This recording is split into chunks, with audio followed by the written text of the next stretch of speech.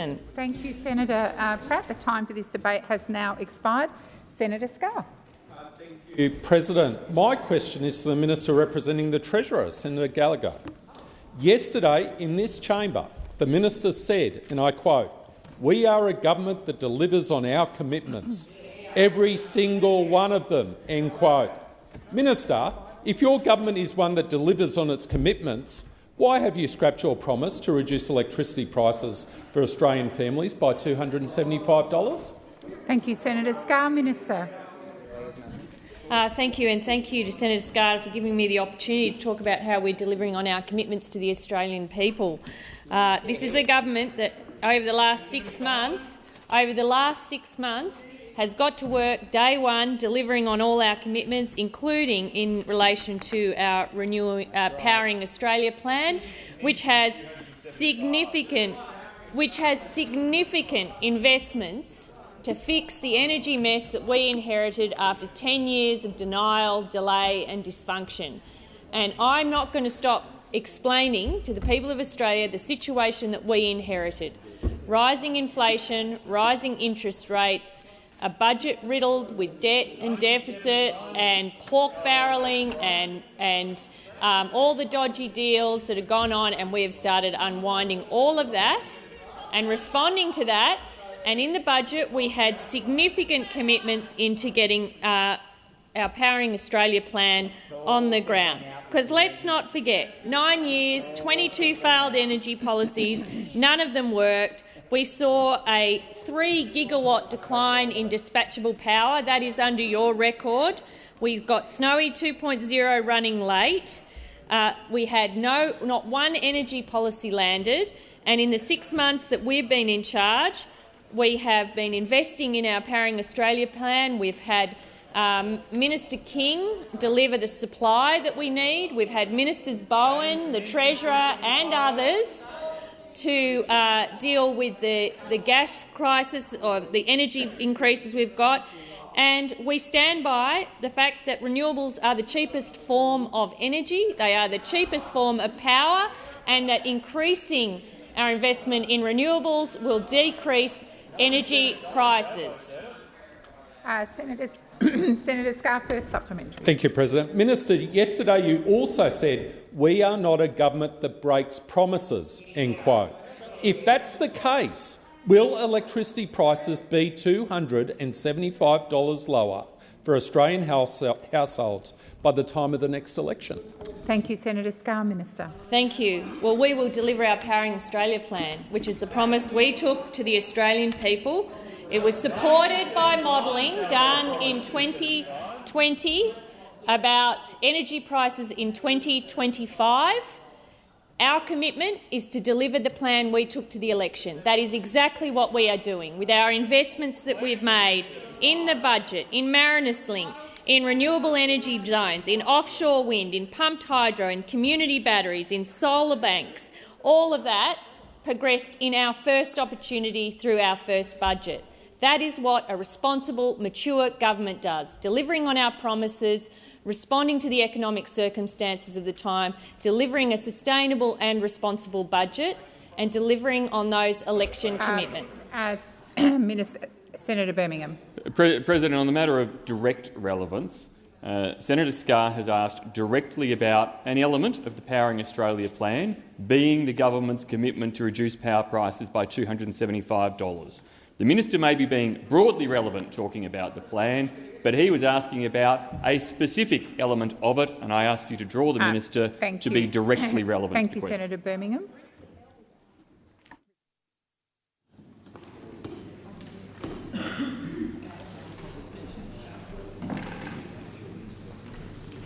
I do advise the Senate that at the start of this question there was a broader statement about promises generally, and I do believe that the minister is being relevant. Thank you, Senator Birmingham. Minister.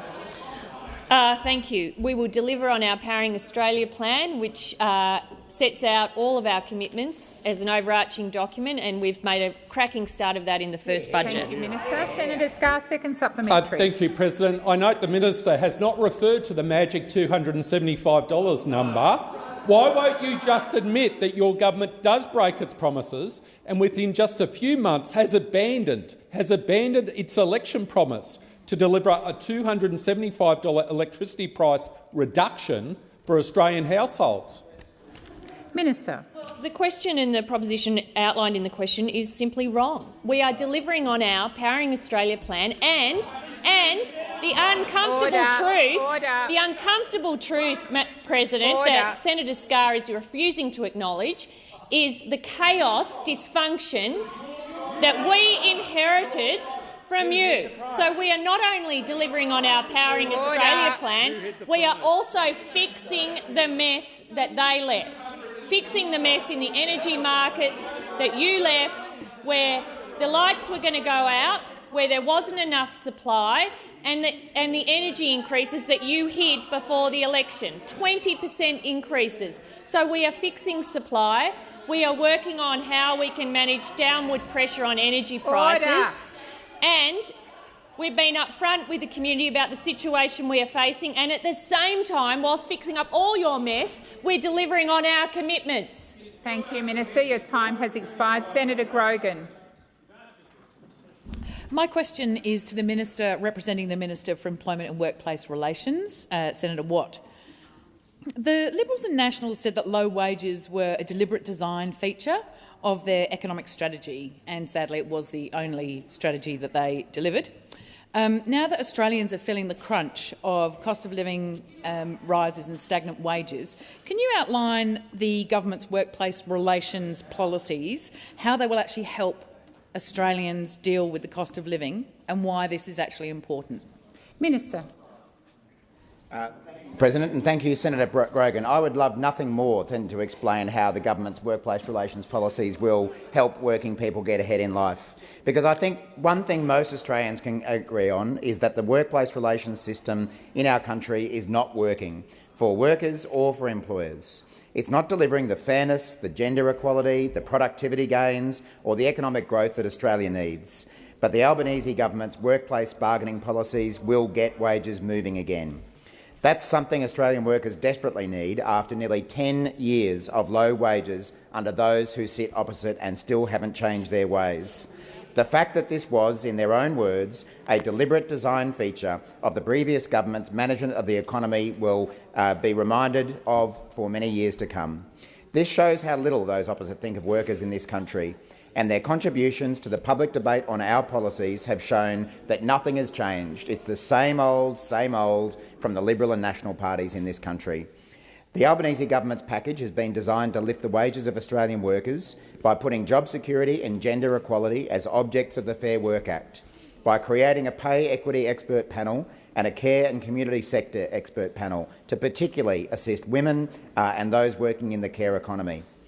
We'll also make flexible work arrangements much more accessible and prohibit pay secrecy clauses so people, in particular women, are free to talk about their pay at work. We'll place limits on the use of fixed-term employment contracts so people don't get stuck on endless probation. We'll sunset substandard work choices era zombie agreements. We'll ensure the agreement termination process is fit for purpose and fair.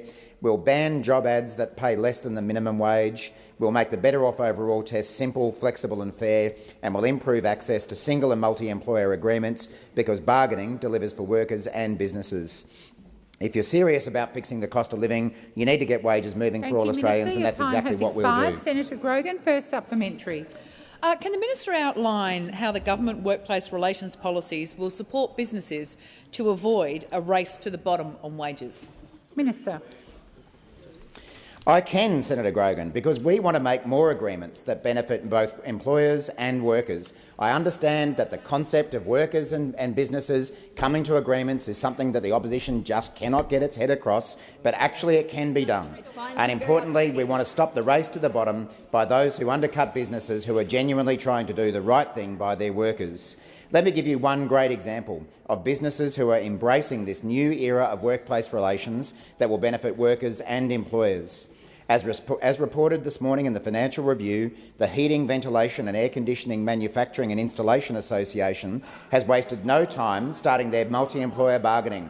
And we hear the laughter and the scoffs from those on the other side that there might be employers who actually want to come to agreements. Well, this group met the AMWU on Monday to discuss ways to use the new laws to deliver higher pay and standards for staff. This is what the Albanese Labor government wants to see more of: employers, unions and workers coming together to deliver a win-win. Thank you, Minister. Your time has expired. Senator Grogan, second supplementary. Can the minister outline why it is urgent that the government acts on this workplace relations policies as a priority? Thank you, Senator Grogan. Minister. I can, Senator Grogan, because it is urgent that we get wages moving again. And we understand from all the public debate we've seen over the last few months, backing in the last 10 years of inaction and deliberate design features of economy being low wages, that for the opposition it's never the right time for workers to get a pay rise. It was never the right time during the 10 years they were in office. It's not been the right time now that they're in opposition. Well, we've had enough. Workers have had enough. It's time to get wages moving again. The best way to do this is by encouraging more agreements to be made and stop a race to the bottom on wages. It's good to see that Senator Colbeck has got a little bit of fight left in him because no one else on the other side does. Australian workers have waited long enough, and while waiting they have turned up every day and done their job. Order. See, Richard, Senator Colbeck, I knew you could be an example for your colleagues. It's now... Workers have been waiting. They've been turning up every day and done their job. It's now time we did ours and legislated for secure jobs and better pay. Labor cares about working people. We care about giving them a pay rise so they can keep up with the rising... Senator Dean Smith. Thank you, President. My question is to the Minister representing the Treasurer, Senator Gallagher. I refer to comments by the Assistant Treasurer reported in the Sydney Morning Herald on negotiations between the government and the Greens on the Financial Accountability Regime Bill. Mr Jones, the Assistant Treasurer, said there had been no sign-off on anything. Yet last week in the chamber, Senator McKim stated there is absolutely no doubt that Minister Jones and I had an agreement, and any claim that there was no agreement is false. Minister, can you clarify for the Senate, was there an agreement between Mr Jones and Senator McKim? And if so, why did the Assistant Treasurer renege on this deal? Thank you, Senator Smith. Minister Gallagher. Thank you, and I thank Senator Smith for the question. And I don't think it's any secret in this place that we work across the chamber negotiating legislation, possible amendments. We work collegiately where we can. That is our preference.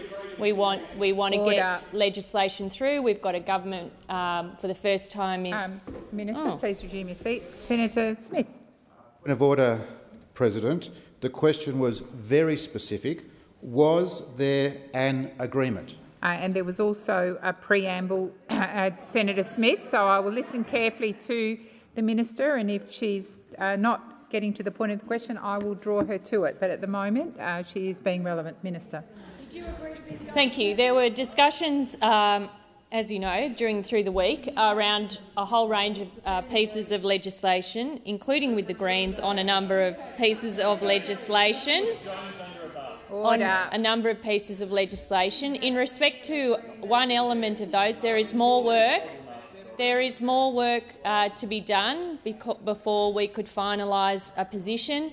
We have explained that to the Greens.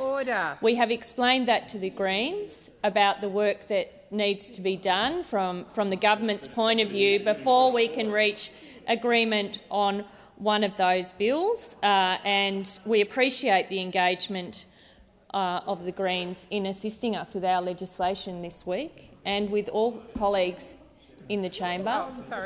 Minister Gallagher. Senator Smith. President, with 45 seconds to go, I remind Senator Gallagher that the question was specific. What's your point of order? Was there an agreement? Thank you. Thank you, Senator Smith. The Minister has gone to the question of an agreement. Minister. Thank you. We weren't able to reach a final agreement on that bill, and there have been discussions amongst the parties about how best to proceed. Where there isn't agreement that could be finally reached to progress the bill in this chamber. There had been discussions, and I accept that there is more work to be done. And I thank Senator McKim for his. I thank Senator McKim for his engagement. I would also point out. This is cleaning up, again, the legislation we are working on. Remember when you voted how many? 26 times against a Royal Commission into the banking and financial sector. This is actually progressing the outcomes Thank you, of Minister. that Your work. time has expired. Senator Smith, first supplementary. Thank you, President. The Assistant Treasurer had a subsequent blunder yesterday when the government moved an amendment to a government bill being managed by the Assistant Treasurer that was identical to an opposition amendment the government had opposed in the House of Representatives. Has the Treasurer or his office met with the Assistant Treasurer to counsel him on parliamentary process, legislative Senator management— Smith, please resume your seat. Minister Wong. I submit that that question is not a supplementary question.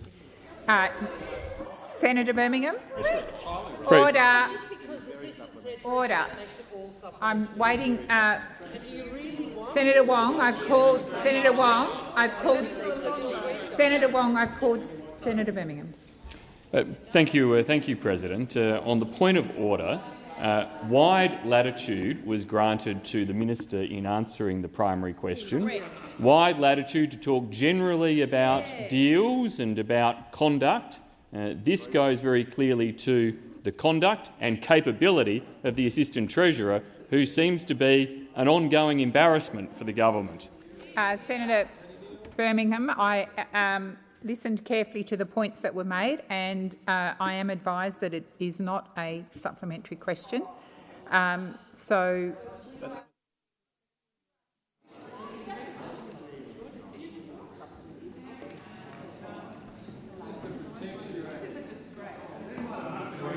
Wong, Senator Wong, if I can finish, order.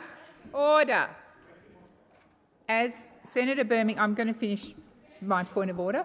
As Senator Birmingham said, often latitude is given, and latitude can be given on this occasion, but it is up to the minister whether she answers the question or not. And I'm going to invite Senator Smith to finish asking the question. Shall I start again, President? Order. Minister Wong. Just suggest that we're happy to give leave for him to rephrase the question. In your hands, Senator Smith. Has the Treasurer or his office met with the Assistant Treasurer to counsel him on parliamentary process, legislative management, or how to conduct negotiations with parliamentary colleagues in good faith? I think that thank you. I'll give the minister the opportunity to answer it. Particular piece of legislation.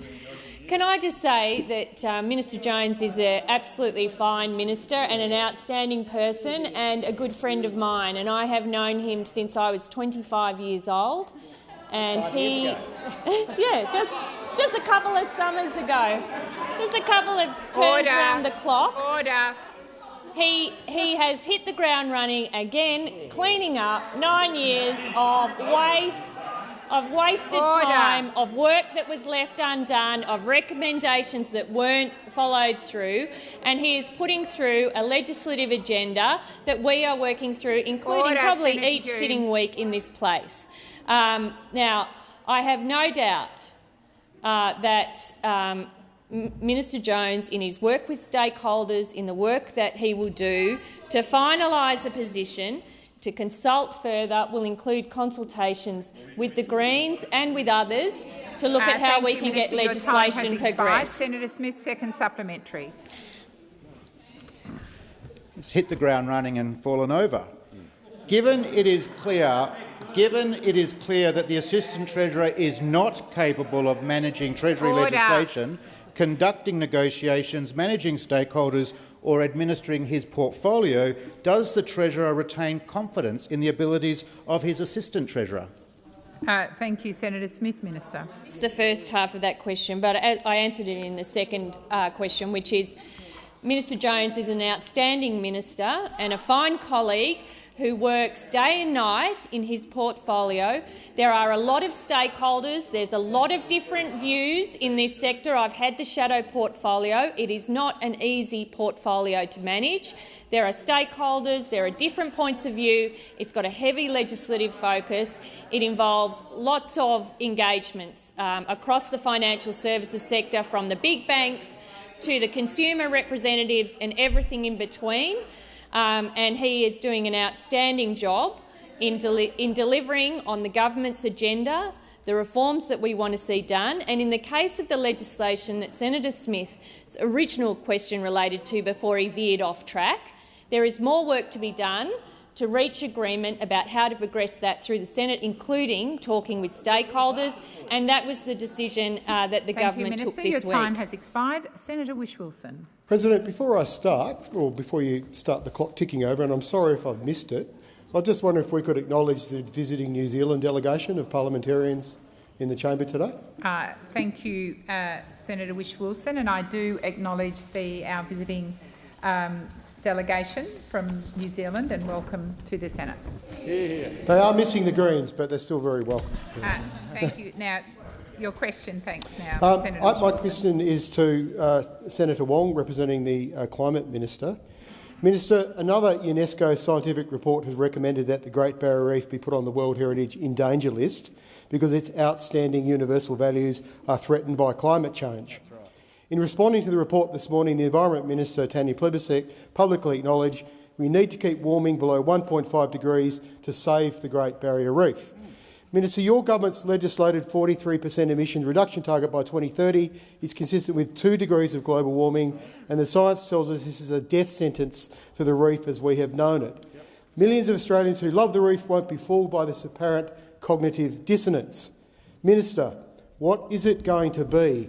A climate plan that limits global warming to 1.5 degrees and gives the reef a chance, or 2 degrees and a death sentence for the reef as we have been lucky enough to have known it in our lifetimes?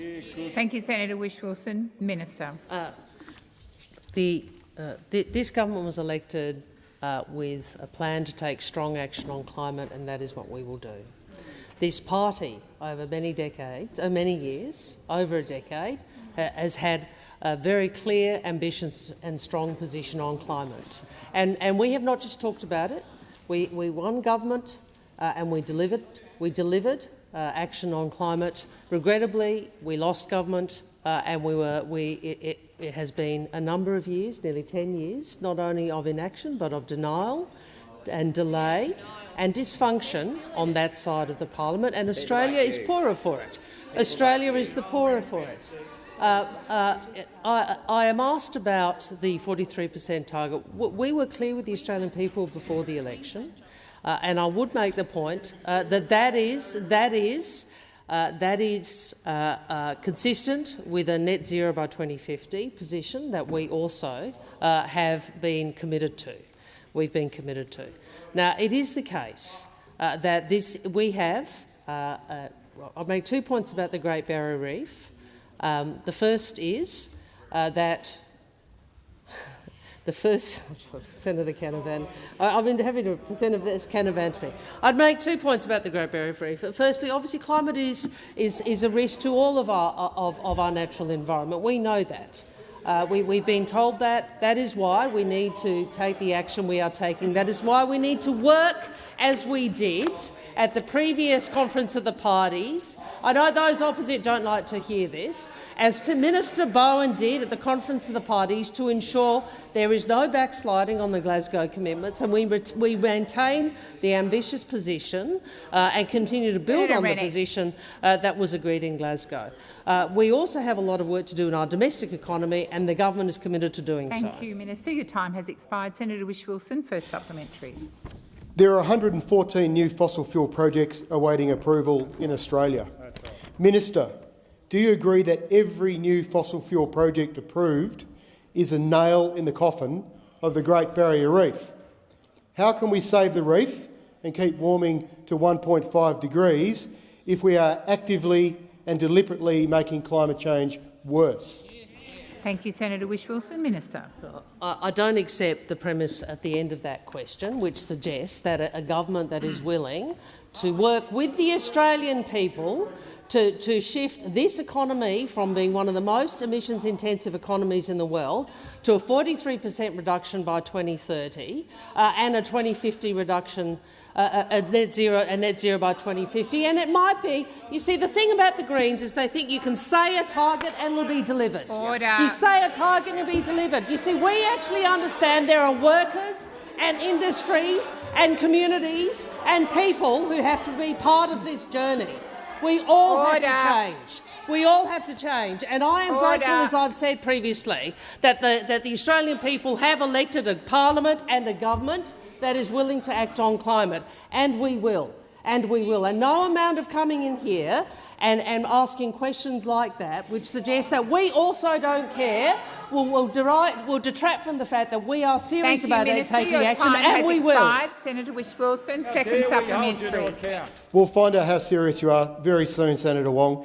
Minister, the previous Morrison government went to extraordinary and shameful lengths to lobby, deny, dodge and deceive the international community and prevent an in-danger listing of the Great Barrier Reef by the UNESCO World Heritage Committee. Will your government do the same, or do you now accept the reef's outstanding universal values are in danger in line with this morning's released report?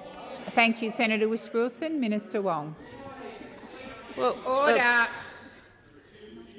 as the Environment Minister made clear Senator Canavan. Minister Wong, please resume your seat. Senator Whish-Wilson, you've asked your question to Minister Wong. She was on her feet with an answer, but there was so much interjection across the chamber, she could not. Senator Canavan, you were one of the people I just called. Minister, please continue. Thank you, President. Look, we understand the position in relation to the Great Barrier Reef. I'll just make the point that I understand the report is not an in-danger listing. It's advice to the World Heritage Committee, and obviously the mission report is one source of information that will inform UNESCO's advice to the committee about the state of conservation of the reef. As Ms Plibersek said this morning, we understand, and those opposite might like to deny it. Senator, Minister, please resume your seat. Senator Whish-Wilson. President, I asked whether... Senator, what is your point? Of relevance, I asked the the Senator, whether they were going to back the previous government stance on denying the UNESCO report and the advice on the Barrier Reef being in danger. Thank you, Senator Whish-Wilson. There was an enormous preamble also to that question, and the Minister is being relevant. Minister. I was directly responding that the mission report is one source of information that will inform UNESCO's advice to the World Heritage Committee about the state of conservation of the reef. I was also referencing the Environment Minister's statement this morning that, unlike those opposite, we don't deny that climate change has an effect on the reef and on all of our natural environment. Thank you, Minister. Your time has expired. Senator Green. Thank you, President. My question is to the Minister representing the Prime Minister, Senator Wong. Minister, how will an Aboriginal and Torres Strait Islander voice help close the gap in life outcomes between Indigenous and non-Indigenous Australians? Minister. Thank you. And I thank Senator Green for her question. I thank the many senators across this place, on this side of the chamber, but not only, who have sought to engage with this important reform respectfully and in a non-partisan way. President, we know that the gap in life expectancy between non-Indigenous and Indigenous Australians is unacceptably wide, 7.8 years for women, 8.6 years for men, and none of us should accept this. I think all of us should recognise that decades of failed government policies have failed First Nations peoples and failed to close the gap. And this is precisely the point about the proposed voice to the Parliament. It came about because Aboriginal and Torres Strait Islander people wanted a greater say in the matters that affect them. They want to be empowered to take control of their own lives, not have policies and laws dictated to them by politicians and bureaucrats in Canberra. The Voice is about enabling a better future that will improve the lives of Indigenous Australians on the ground, in communities, in practical ways. Better outcomes in health, education, housing. Because we know from experience that you cannot create better policy and close the gap without listening to and hearing the voices of our First Nations people. The solutions to so many challenges are to be found in those communities, not in Canberra. And the Voice will make sure those solutions are heard by policy makers here in the Parliament. I note the decision of some opposite to oppose the Voice before they've even seen the legislation. And the argument seems to be, we need change, so let's keep doing more of the same. Well, Australians know that does not make sense. And it is ultimately the Australian people, not the politicians, who will decide this referendum. And I believe Australians want to see a better future for all Australians. Your time has expired. Senator Green, first supplementary. Thank you, President. How will the Voice ensure the views of First Nations peoples in remote and regional Australia are heard? Minister. Thank you to Senator Green for her supplementary question. Let's remember this. The Uluru Statement from the Heart was the outcome of 12 regional dialogues. 12 regional dialogues in places like Dubbo, Broome, Ross River, Cairns, with representatives from right across remote and regional Australia. Yep. So the arguments that some make, somewhat mischievously, that this is all about what people in the cities want aren't correct. They aren't correct. The Uluru Statement from the Heart was an historic First Nations consensus. The Uluru Statement from the Heart was an historic First Nations consensus on the way forward.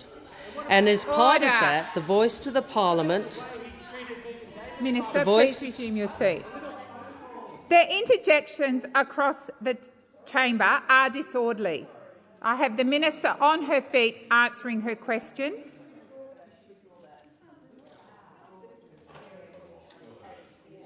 Order.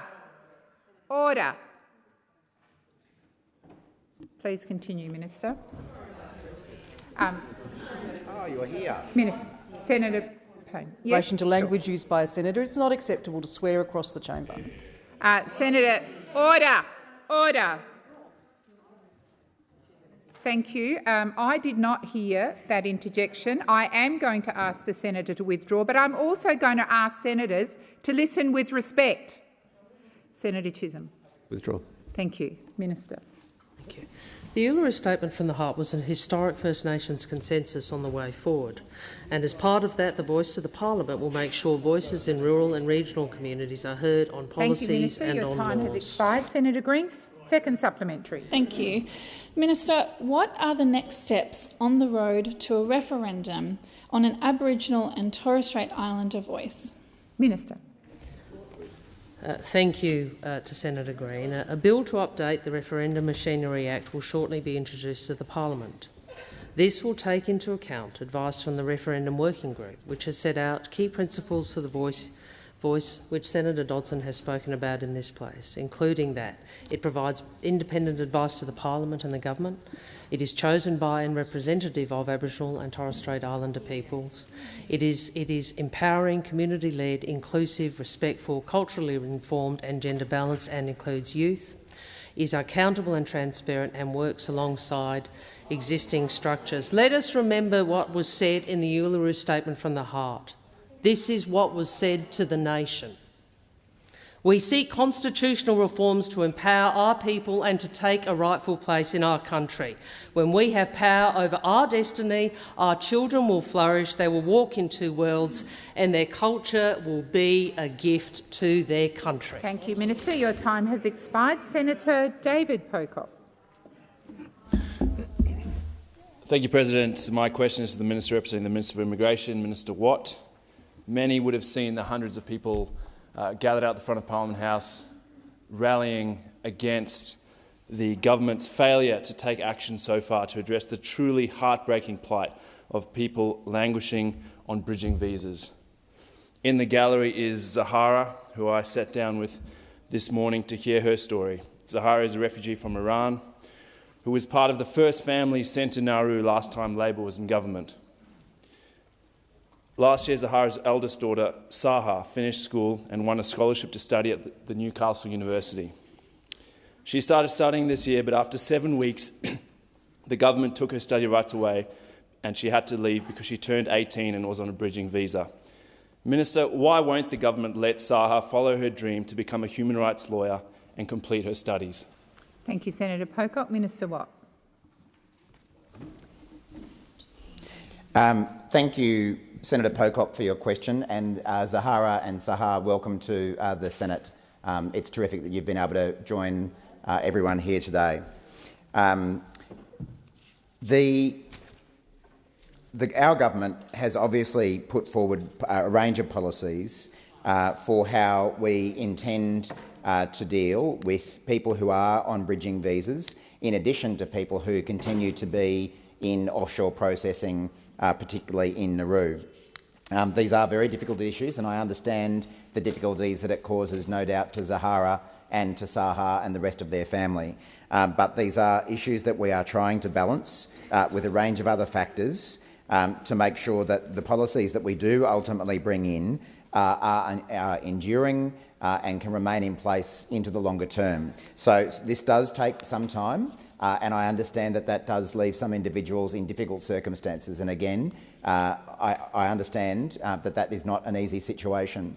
Senator Pocock, as you may know, in my work career before I came here, I did quite a lot of legal work with refugees, and I know there are other members in this chamber who have done the same thing. So we do, I can assure you, understand the personal difficulties that these situations cause. But we are weighing up a range of factors, and I do hope that we can come to a resolution of these issues as quickly as possible, so that people like Zahara and Saha are relieved of the burden that they're currently under. Thank you, Minister. Senator Pocock, first supplementary. Thank you, President. Thank you, Minister. Given these families have been living with so much uncertainty for so long, are you able to inform the Senate and Zahara when people like her who have been living in our community, working and paying taxes, will have their migration status finally resolved? What is the timeline? Thank you, Senator Pocock. Minister. Thank you, Senator Pocock. Again, I obviously can't give a particular time frame for particular individuals, but one of the issues that we have had to deal with since taking office is the outrageous backlog in visa applications that existed under the former government. I was shocked. I was shocked when we came to office that the backlog in visa applications had blown out to nearly 1 million in this country. And that compares, when we lost office in 2013, there was a backlog of about 200,000. It had blown out under the former government to nearly 1 million. And this is affecting a range of people in our community. It is no doubt affecting Zahara and Saha and her family. It is affecting a large number of other people on bridging visas. It's also impacting employers, including in industries like agriculture, in manufacturing, and many other industries who cannot get the workers that they need because the backlog is so long. We have applied increased resources to the Immigration Department to clear that backlog, and it's now down well below 900,000. It's something we intend to pursue. Minister Watt, your time has expired. Senator Pocock, second supplementary. Thank you, President, and thank you, Minister. Minister, apart from pointing to the backlog, what is the reason that the government has taken 6 months to put forward some clarity on an election commitment? Thank you, Senator Pocock. Minister. Again, Senator Pocock, I do understand that people who are waiting for visa applications to be processed, that is a really difficult situation for people to be in. And as I say, as well as impacting on those people who are waiting for those applications to be processed, it's impacting on employers all around the country who are desperate to get workers, who have been waiting for their visas to be processed for a very long time. And for all the complaints we hear from people on the other side about what needs to be done to assist regional employers get the workers they need, they did nothing about the visa backlog, and it's also, of course, impacting on the very people that you're asking about. At the Jobs and Skills Summit, we committed to put on about, I think it was 500 extra immigration staff to help clear that backlog, in addition to the work that had already been done. And it's because of that we've now been able to bring that backlog down to 800,000 from the nearly 1 million we inherited. It's still too long. We're still putting in more resources, and hopefully that will make a difference to the people that you're asking questions about. Thank you, Minister. Senator Davey. Thank you very much, and I'm glad the Minister has been talking about workers in the regions, because my question is to the same Minister but with his emergency management hat on, Senator Watt.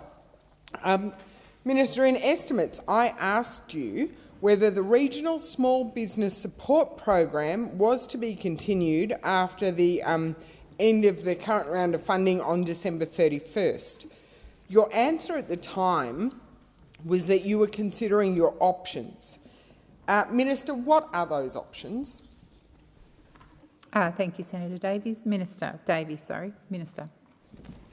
Thank you, President, and thank you, Senator Davey. I presume the program you're talking about is the Regional Small Business Support Program pilot, which was a form of financial counselling that was offered, I think originally after the bushfires is when it actually started, but certainly it's been going for a couple of years. As I indicated to you at estimates, that was a matter that we were giving consideration to, because the former government, despite saying that they thought this was a really important program, only decided to put money in the budget through till the 31st of December this year. So I don't quite understand why the former government that you were part of decided to have a funding cliff for this service, given that you thought it was so important. But be that as it may, again, that's something that we've inherited. And I recently approved an extension of that service to the 31st of March 2023, so that these services had funding certainty to carry them through the high-risk weather season. Now, as I'm not sure, Senator Davey, whether you're aware, but the former government, of which you were a part, actually commissioned a review of this service, which found that rather than the service primarily being used by businesses who were suffering from the impacts of natural disasters, in fact it was mainly being used to deal with issues arising from COVID-19 and the impact on businesses from that, and also from other matters as well, and certainly not the kind of floods that we're seeing at the moment.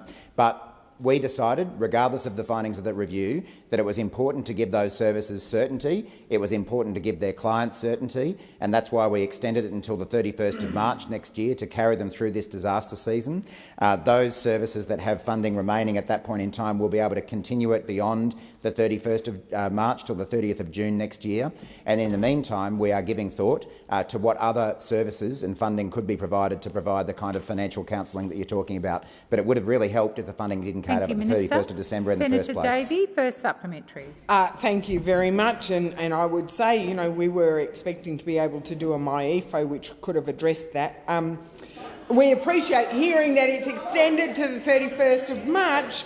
I am amazed to hear that you don't consider COVID-19 a disaster for small businesses.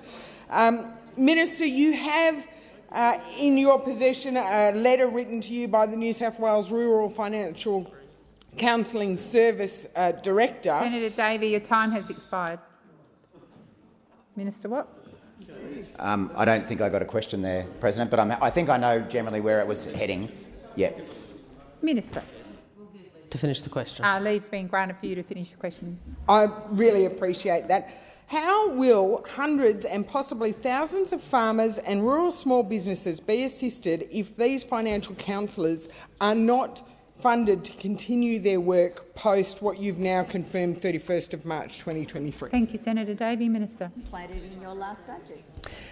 Thank you, Senator Davey. And as I say, this program was initially created to assist small businesses who were suffering financial impacts of drought or natural disasters. And as I say, the review that was commissioned by the government of which you were a part found that in actual fact most people were using it for the business impacts of COVID-19, which is not what the service was provided for.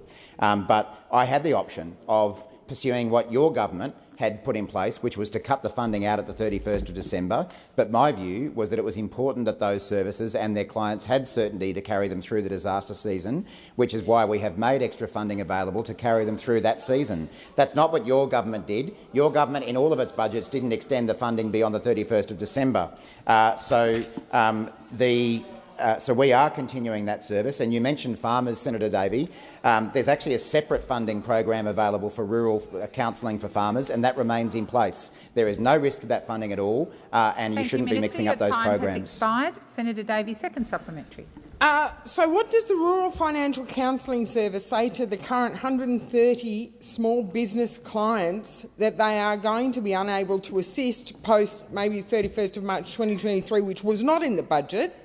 And who will provide advice to these businesses in West Wyalong local government area and others like that? Thank you, Senator Davey. Minister. Thank you, President. Senator Davey, it's obviously a matter for each of those services to decide what they want to say to their clients, but one thing they might say is that isn't it good that we had a government that extended our funding beyond the 31st of December this year? Because, of course, that was the situation that your government left them in, that the funding was going to cut out at the 31st of December this year. You might have forgotten about it, but your government had a budget back in, I think it was March or April this year, and decided to not extend the funding. And now you want to come in here and say why we haven't provided funding any more long-term than what you did. We've actually extended this funding beyond what your government had agreed to the 31st of March this year, because we do recognise that these people need some certainty. Your government decided that it was going to cut out the funding right in the middle of the disaster season. That's how much you cared about those services. We've actually taken a different view, provided that certainty, and as I say, there is an ongoing program for rural financial counselling for farmers. There is no risk to that whatsoever, and in the meantime we are considering other options for financial counselling for businesses to go with the grants that have already been approved for those small businesses. Senator Lambie. Thank you, Madam President. My question is for the Minister representing the Minister of Defence, Minister Wong. Last week it was revealed that the Chief of Defence Force, General Angus Campbell, has given officers of Special Operations Task Group 28 days to provide reasons for why they should not have to return any honours they received throughout service in Afghanistan. This order applies to officers of the ranks of Captain and Brigadier. It excludes officers of the rank of Major General. How convenient. One officer of the rank of Major General, who was in the headquarters responsible for the Special Operations Task Group, who received a Distinguished Service Cross for his service, was now General Angus Campbell. Does the Minister support there being one rule for the higher-ups and one rule for the rest? Thank you, Senator Lambie. Minister Wong. Thank you, President. This obviously goes to the implementation of the Brereton report, which contained 143 recommendations, many of which were resolved by the previous government. The Deputy Prime Minister has instructed Defence to detail a pathway for closing out the remaining 42 recommendations. One of the outstanding recommendations is the one referenced in Senator Lambie's question, which deals with the review of the award of decorations to those in command positions at troop, squadron and task group level during particular Special Operations Task Group rotations. I am advised that the Chief of Defence Force has written to a small number of people. Obviously, I don't propose to comment on the outcome of each of those particular considerations. I would make the point that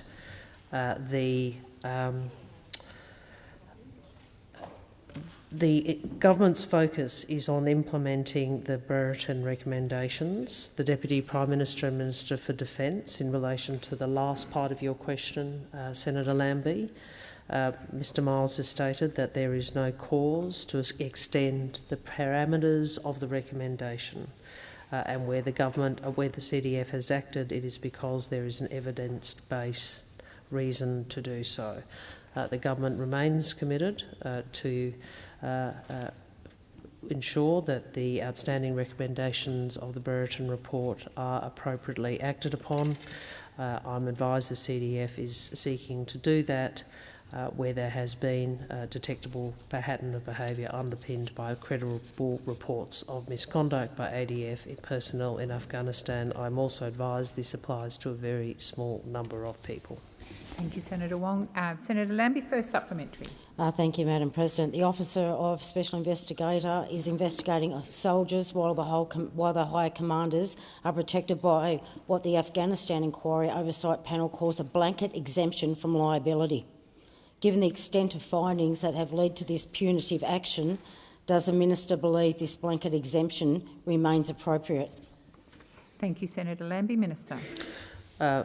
Thank you, President. Thank you to Senator Lambie, and I do acknowledge her ongoing focus on not only these issues but the issues of the welfare of serving and previously serving personnel.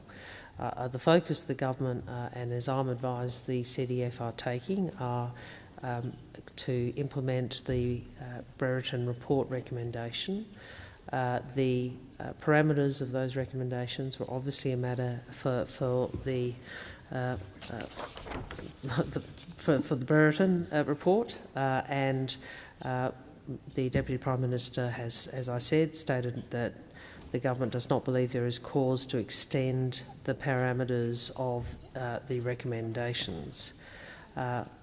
We are committed to implementing the report to the fullest extent possible. We understand this is a difficult issue, but one that DPM has made clear our commitment. Thank you, Minister. Your time has expired. Senator Lambie, second supplementary.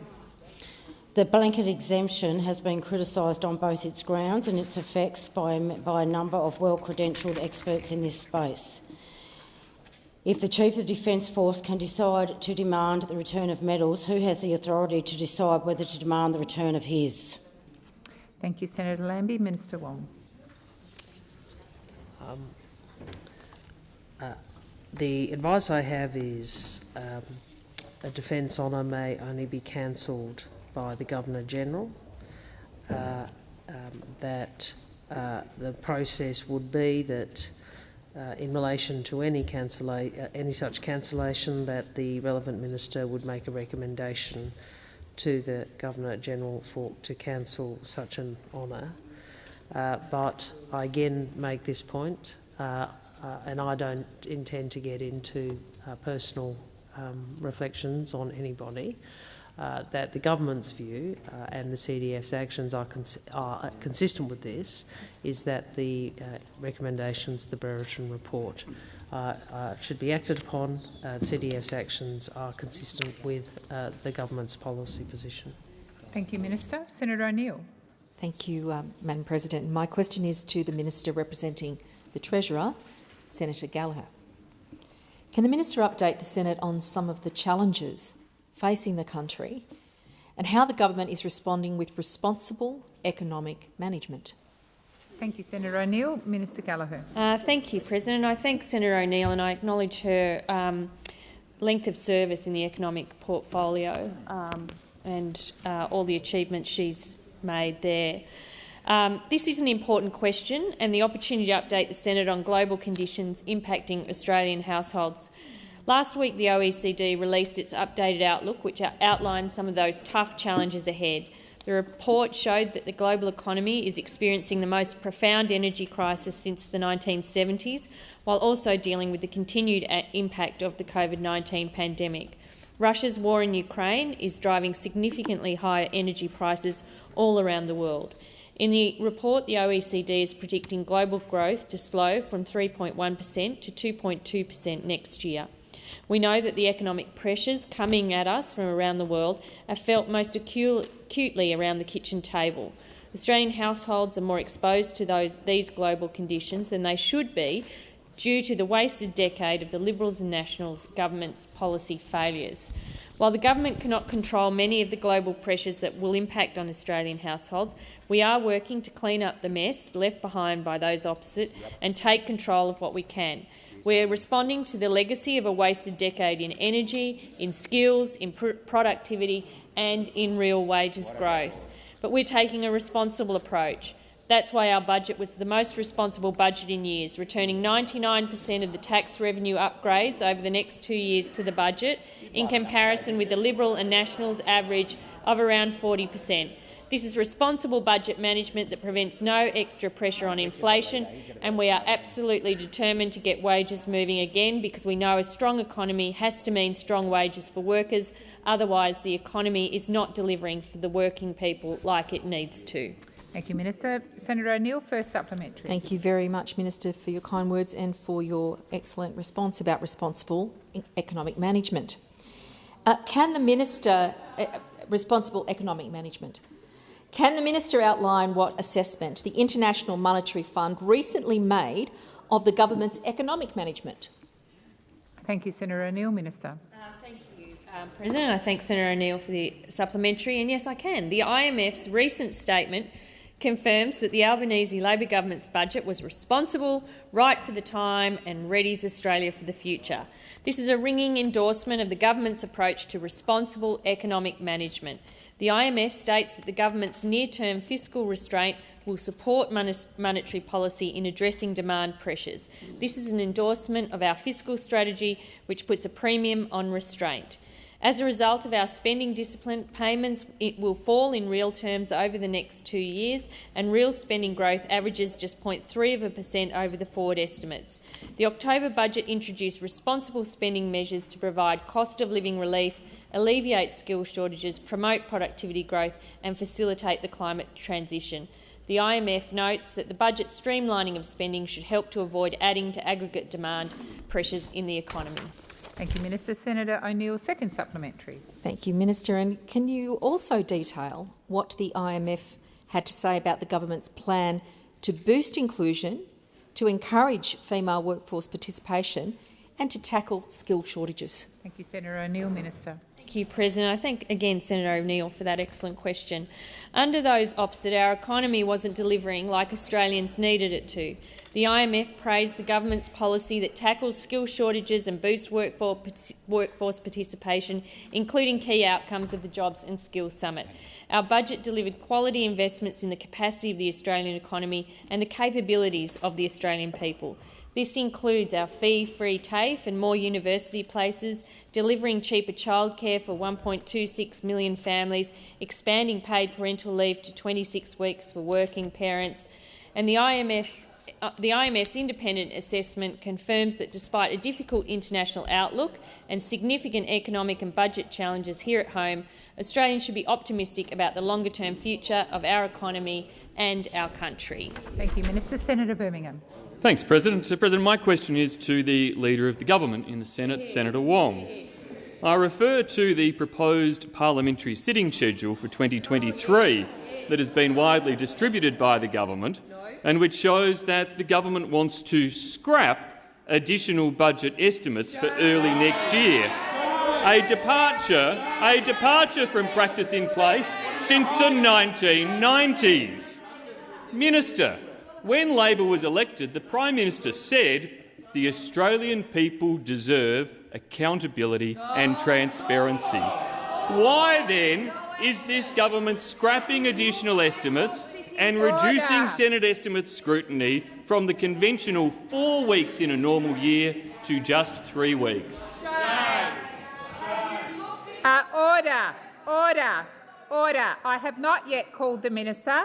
We are fortunate that Senator Birmingham has a loud and clear voice because it was very hard to hear the question from the interjections. Minister Wong. Were you ready? I didn't see much. Senator McKenzie, I've just brought the chamber to order. Minister. Well, I do love a question on accountability and transparency from the coalition, and I particularly love it on a day that we know that the House is preparing this week to debate a censure of your former leader for the double-up ministers that he's invented. And I'm asked a question by a man who probably knew about Mr Taylor. Mr Taylor covering up the price increase ahead of the election. Where was your interest? Where was your interest then, Senator Birmingham? Where was your interest then, Senator Birmingham? Senator Wong. Order. Order on my right and left. I have a senator on her feet. Order. Senator O'Neill, Senator Bilyk and Senator Ayres. Order. Senator Mackenzie. Thank you, Madam President. On relevancy, point of order. The minister's gone nowhere near accountability and transparency. Thank you, Senator from McDonald. Thank you. Sorry, Order. I haven't finished. Thank you, Senator Mackenzie. Please, Senator Mackenzie. Senator Mackenzie, it is not a debating point. You raised your point. Senator Mackenzie,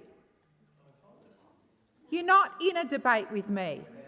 You raised a point of order. I asked you to resume your seat. That is what I expect you to do.